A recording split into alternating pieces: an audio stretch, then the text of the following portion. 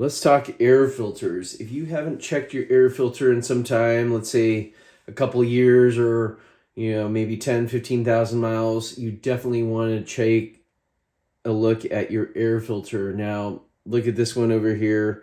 It is just nasty. This is an actual air filter off of a Lexus ES300 that my friend was given by their uncle, and this is just absolutely disgusting. This is a brand new air filter. For comparison, this is what your engine breathes through. And not only that, it's damaged over here in this corner. So air was just going in through these holes that were poked in the filter, effectively bypassing the filter. Air is going to go through the path of least resistance. So if you have a hole in your air filter, that's where that dirty air is going to come right through, and essentially all that dirt and dust, etc., from the road and the environment is going to go straight into your engine, and it is going to decrease the longevity of your engine. You want a high quality filter like this.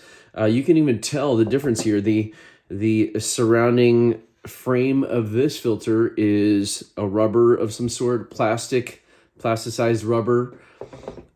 On this one, it is simply pressed filter material, right? They didn't even bother putting a frame on there. This is not marked, so I can't tell what brand it is. I guess there's a part number here, so I could look it up. And yeah, it's dated 2017. So this likely wasn't touched in close to 8 years, 7, 8 years. And that's probably going to be the case for people that don't really take care of their cars. For comparison here, we will take a look at another filter. So we've got the Napa Gold on the right. We've got, this is pretty old, a Purolator Premium Plus. We used to have an Accord, or sorry, not an Accord, a Camry, a Toyota Camry that uses the same filter as the Lexus ES300. They're based on the same chassis and set of engines here. So actually, even between the 4 and the 6 cylinders, they both use the same air filter. Nice of Toyota to do that. So even comparing between these two, right, I actually like the filtering material.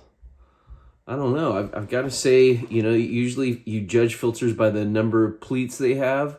So yeah, this is, I like the sturdiness of the old Purolator Premium Plus versus this one's, floppy, right? That doesn't really matter. What really matters is the number of ridges and the filtration material. So if you look at this, they really stacked up the Napa Gold from edge to edge, right, with pleats. Those are the ridges here. That's called a pleat. So you can actually count these if you want to. If you're an HVAC technician, you'll probably know all about this. But you want a sufficient filtration material. That actually filters out the dust and debris. Usually they measure it in MERV, or there are other metrics for home HVAC, or I shouldn't even say home HVAC. There's different measurements in terms of the particular particulate size that they filter out.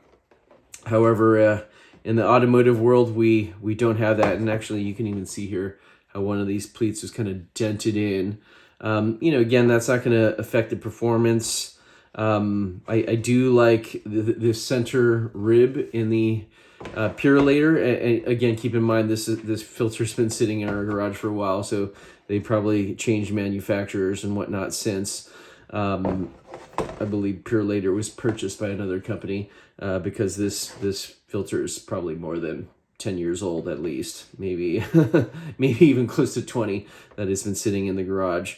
So anyways, actually same with the Napa Gold too. We bought these at the same time. We stocked up on filters probably during some sale. And so, just some things to keep in mind. The frame structure, the filter quality, You don't need to get a K&N oil type filter. The paper type or the dry type filters are actually better because that oil in those oil on on fiberglass or mesh material, that oil can actually go into your engine and mess up your sensors.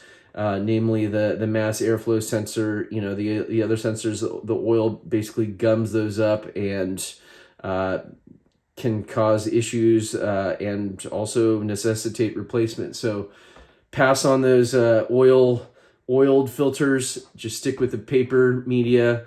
These are pretty cheap to replace. Just get a high quality one and call it a day. Usually they're pretty easy to replace too. On the Camry, it takes about 10 minutes. Just some simple hand tools. You can look up other YouTube videos on that. But most brands of cars, the engine filter is pretty easy to replace. Now this is different from the cabin filter.